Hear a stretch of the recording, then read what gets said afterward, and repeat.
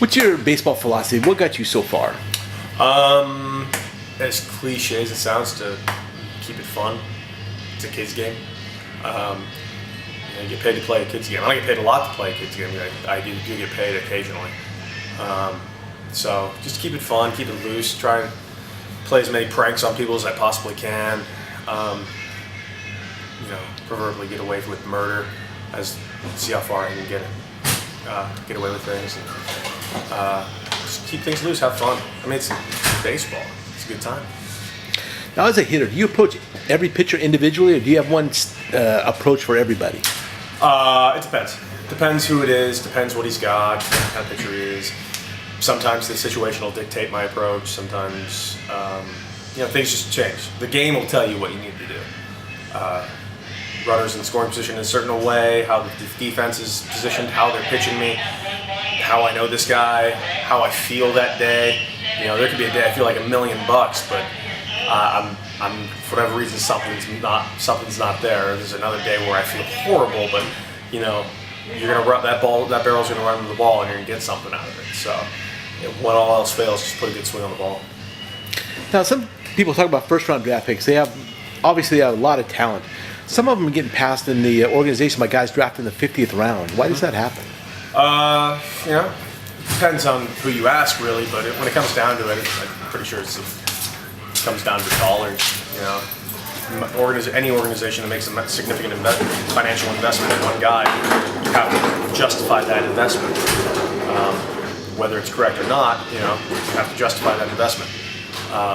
When you have a huge investment like a player like me, where an outrageous amount of dollars like put in me, you got to keep giving me all those shots. Those $638 they gave me, they got to justify it. So that's how I've kicked around for all these years. I should have been out of the game years ago, but $638, that's money they're never getting back. So now every team brings in more guys, sign free agents, and sign more players to compete with you at the major league level. How do you approach that, say, at spring training? Honestly, it's kind of the elephant in the room. It's there, but you just don't really pay attention to it. The best way to go about it, how I go about it, is just go and take care of what I need to take care of, play my game, don't play anybody else's.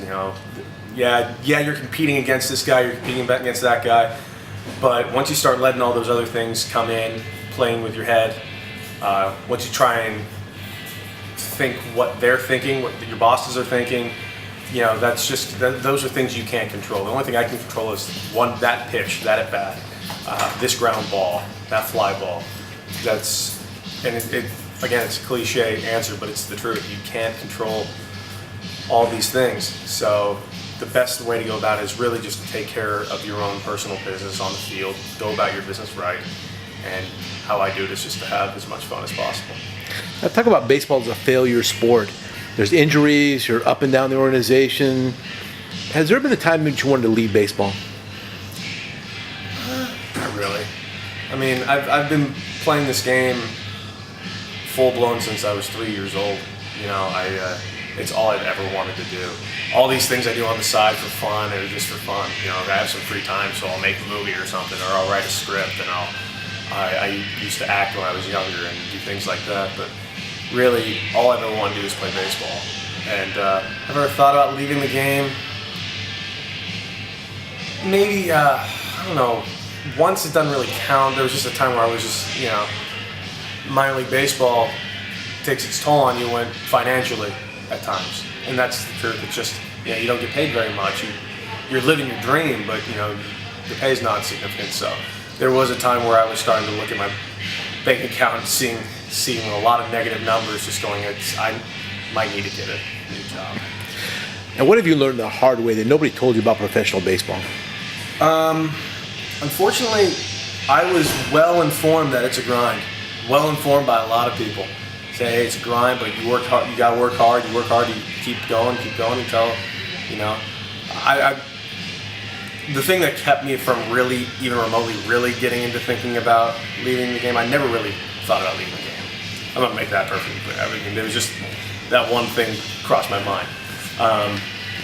The best advice I was ever told was by one of my college coaches. He said, you play until they take it away from you, and then you try and play some more until until everyone takes it away from you. And that's kind of the advice I've gone about doing it. You know, play until they tell me I cannot play anymore. And that's kind of something I'm taking to heart. Something I try to do. Now, once you signed a professional contract, obviously you're a professional baseball player. Yeah. Was there a time before that when it dawned on you that you were going to play professional baseball? I always thought I was going to play professional baseball, whether that's arrogant or not. In high school, I had a very good high school career. I thought I was going to be drafted out of high school. It didn't happen. Went to UCLA. I put up some good years there. Ended up leaving my senior year. There was never a doubt in my mind I'd get a chance to play baseball. It was just kind of the mindset I had. I'm like, this is what I'm doing now, and afterwards, then I'll go play professional baseball. For whatever reason, I just had tunnel vision. It was never a question of whether I was or wasn't. It was that's what's happening next. And I guess in a way, that's kind of what you have to have. There's got to be at least a fair amount of ignorance or arrogance, or a combination of the two, or else, you know, this game will make you crazy. Now, do you read what Baseball America or Sports Illustrated or anybody writes about you, or where they rank you in the organization, things like that? People rank me? I don't think I've ever been ranked anywhere. The majority of the press that used to be on me was all negative from college up, and I loved it. My family hated it. My parents, it drove my dad nuts. Mom hated it. And I actually joked with a couple of guys from Baseball America about it now, because they used to just torture me. And they didn't know me, they just tortured me. And it was great. And now I'm kind of friendly with a couple of their guys, and we joke about it. But I see it every once in a while. It's hard. It's impossible not to see it, especially if you're online as much as I am. I have this mass. I kind of put together this little, you know, social media following that I have way too much fun with, and you're going to get people who have a ton of horrible things to say to you. And all right, that's fine. So they still send you stuff, or do they? How do you? You know, it's hard to handle know. that? Everything's written in ink now. You know, if something negative said about you, one way or another, I'll find out. It's not a big deal. If they have something bad to say about me, that's their opinion. I mean, I have plenty of bad things to say about me. How do you handle the fans, people yelling, screaming at you, and does that affect you the next day when kids ask you for autographs, stuff like that? No. When I was a kid, I went to ball games my whole life asking for autographs, and I always wanted autographs. So I kind of go out of my way to make sure I sign as many as I can. If somebody wants my autograph, I'm pleased that anybody actually wants my signature on something. And I usually feel bad that I'm signing something for them, because I'm going to totally devalue the product that I'm signing. Like, oh, sign this baseball. I'm like, you have some real baseball players on here. You sure you want my name to ruin it? I'll do it. You sure you're not an eBay sensation or something? You're gonna. I once saw a signed bat of mine on eBay for like $4, and it wasn't my signature. So I tried to buy it, and I got outbid by like 25 cents. I was really upset. I really wanted it. How about the umpires? How do you handle the umpires? You know, you don't handle the umpires. They're doing their job. You do your job. You know, they're not out. They're out to make the right calls. Their calls are going to be made, whether you like it or not. You know, they do a great job.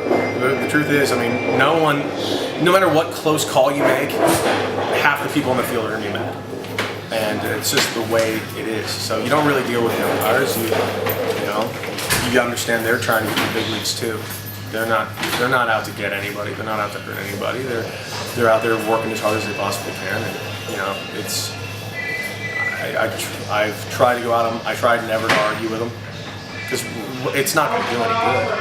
It would just make me look bad, and it's just unnecessary. So you just kind of go about your business, play your game, and let them call the game that they're seeing. And it's, you know, you don't really deal with them. They're part of the game. They're doing their best. And as am I. Now, what would you tell a high school kid about professional baseball if he asked you? Work hard.